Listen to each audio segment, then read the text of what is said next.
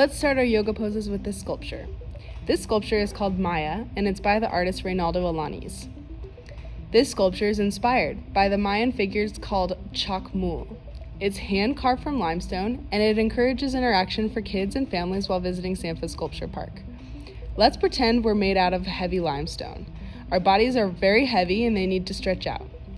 The more we stretch, the easier it will be to do the yoga poses later, because it increases blood flow to the rest of our body. Twist, twist, twist, and get that blood flowing. This figure depicts a female form in recline at a 90-degree angle. Let's recline back and stretch out our muscles once again. Twist. The invented name Chacmul was given by 19th century explorers during an archaeological expedition to Itza. Chacmuls were, or at least possibly were, used as a place to put offerings. They were often depicted as supporting themselves on their elbows and holding a bowl or disc upon their stomachs. Try and create a pose kind of like this. We're going to lift our tummies to the sky and pretend that there's a bowl of food on our tummies that we cannot spill.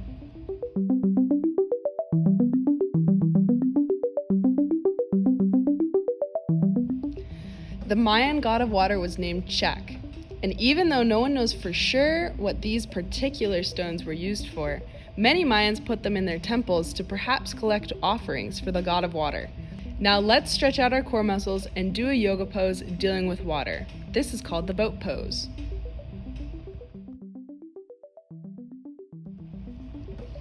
Our next sculpture is called Silent Solution by Peter Mangum.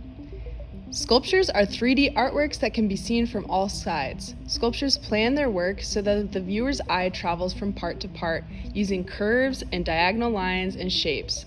They'll create a feeling of motion or visual movement. Some sculptures create actual movement by using gravity, air currents, or motor. An artwork that contains actively moving parts is called kinetic art.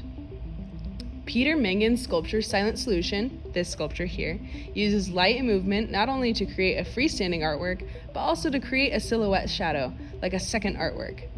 Did you know that light, especially light from the sun, can create art? Let's use our bodies in the same way. Can you find the sun? Where can you stand to make the longest shadow?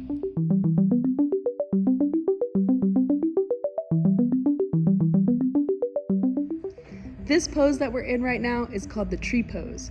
Take a minute to look at the light and see how the shadows are affected. Wiggle around, play with your shadow.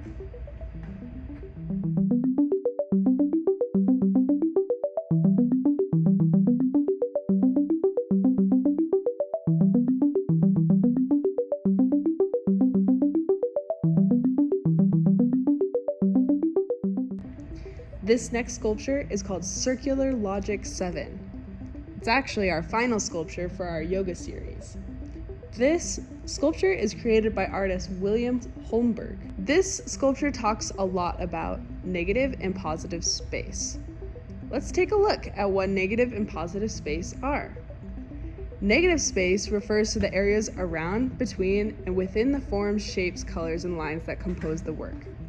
Positive and negative space in art can be very tricky. So let's look at this as an example.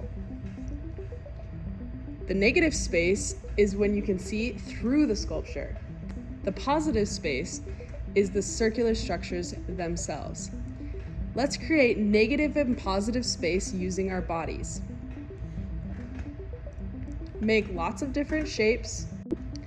Just like this sculpture, we're trying to create some space in between as well as around. So my body is the positive space. The space that's going through my arms, my legs, through my head, well, the sides of my head, is the negative space. I just showed you a few yoga poses that you can do for this, but how many shapes can you come up with using negative and positive space? You too can become a work of art. Come and see the sculpture garden in person and you'll see lots of different sculptures that have not been featured in this video.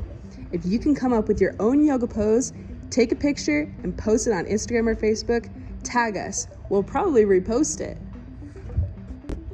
We hope you enjoyed our family day of yoga in the sculpture park. Enjoy your family day!